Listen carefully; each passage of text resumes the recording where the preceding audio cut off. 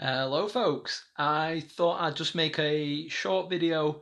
Now I've built the Next Wave action pack, just to talk through the models and any issues I may have had building them and putting them together and what have you. So first up, now one thing just to be clear, straight from the offset, I don't know what every single one of these models is called. I've just tried having a look on the Corvus Belly website and I'm not having much luck there either. However, these guys started going together really well once I'd swapped out my super glue. I was using this for everything and I've been using it for a while. Not this particular pot, but this particular brand and this particular, I don't know, product. And I was having a bit of a nightmare. And after speaking to some very nice people on the Infinity subreddit, I've switched over to Gorilla Glue. This is a little bit thicker than the Loctite and it did a great job.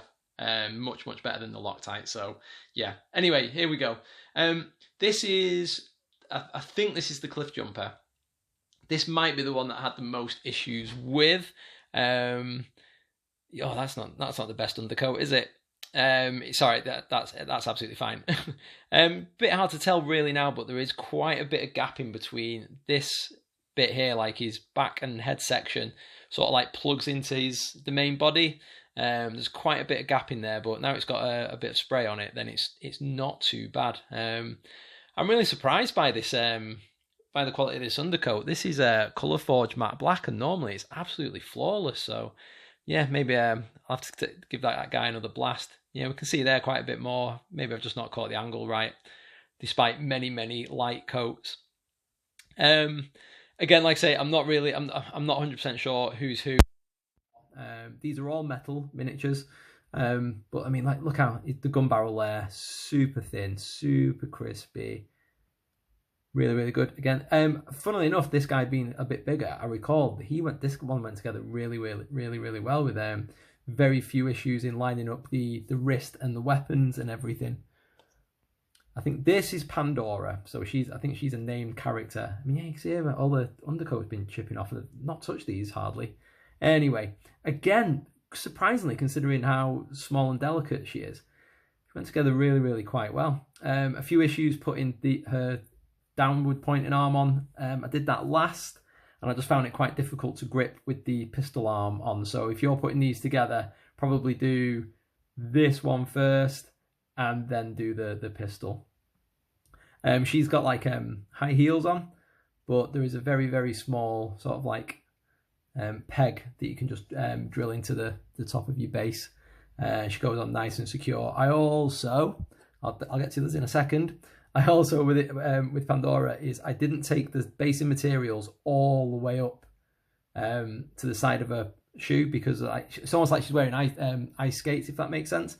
I didn't want them to get covered up, so yeah, I just left a little bit of space around there. I think this is it Calaberos? I don't know. I'm terrible at pronouncing foreign names, aren't I? I loved it so much dynamism in this pose. I absolutely love it. Again, really disappointed I'm normally really good at undercoats, but really quite disappointed in that. Again, we can see here, folks, just a tiny little peg under the single foot there. I glued the body on first, and then everything went on afterwards once she was secured onto the base. Just to let you know as well, the hair is a separate piece, so there you go, straight out of the Games Workshop book, that one. I think this guy might be a Harbinger. Again, yeah, somehow I've just managed to miss loads underneath there, but they're going to get another, they're going to get a base coat all over anyway, so we don't need to worry too much about that. Bit of I think it was this one or the other one, I had a bit of an alignment issue getting the wrist and the arm to line up, so I ended up bending the arm piece a little bit. Yeah, we're just going to ignore all this stuff from now on, guys, to get that to fit. And I've done that on another one as well. I think this is a Rain Dancer guy, sort of like a groovy sort of Knights of Ren sort of vibe going on there with that slit visor.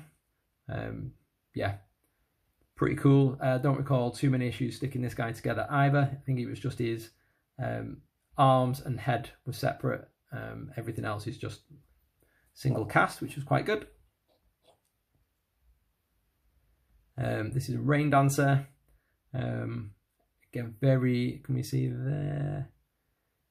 Very slight misalignment, I think, on the wrist and the arm, but you know what, not too bothered about that. It's absolutely fine, you know what I mean? It's sort of thing that probably only I'll notice it, because I'm the one that built it and put it together.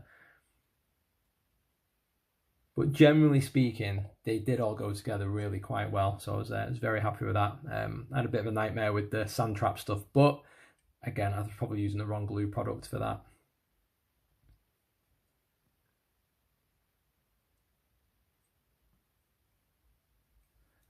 Little tip for the base. So a lot of my videos are aimed at people that are brand new to the hobby, really, generally speaking. So I use a basing material, just like obviously like PVA glue, PVA down, a bit of sand or other sort of like gravelly aggregate, and then for a while I was just painting over that. But sometimes, you know, it's the PVA can reactivate and come off. So what I do is, the key thing is I sieve. Yeah, this is how old I am. I've still got this.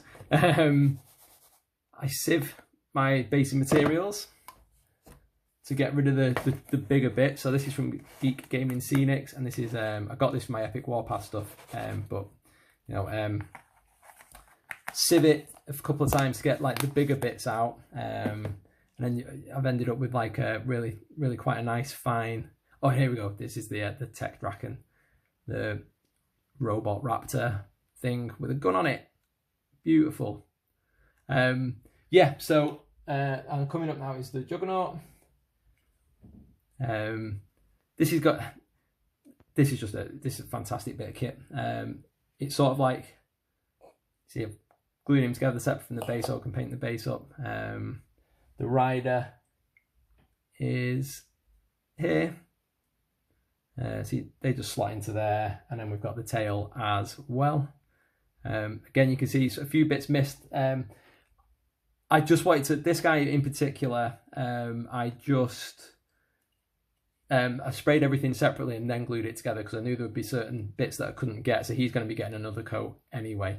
But going back to the basing that I was just saying there, so this is the Martian, Mars Earth small scale that I've just shown from Geek Gaming Scenics, obviously painted blue, but you can see just how fine that is. So going forwards, I'm going to be using this on absolutely all my bases, because I just feel like it seems to scale a lot better. It does give a little bit of a red rust around it, but that's about it. Otherwise it's absolutely fine. But one little tip, if you so you put your PVA down, you put your sand or your basing material down, and then you just get a really watered down PVA or wood glue. Obviously, like that's separated a little bit, so you got to give that a little mix up. Hey Stifler, how's the pale ale? And then you coat that over once it's all dry, and it just dries right in. Doesn't really, so I did it on this this knocking here. Like I said, I noticed when I was painting his base yesterday, some bits were coming off, and I was like, oh, because I've not sealed it.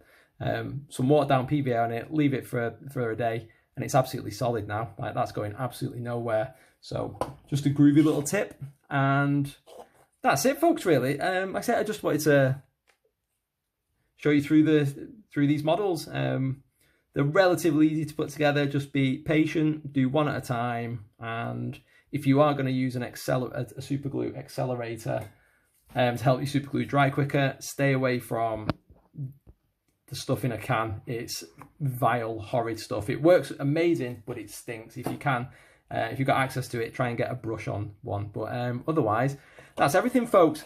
Stay tuned for more Infinity content. Thank you very much.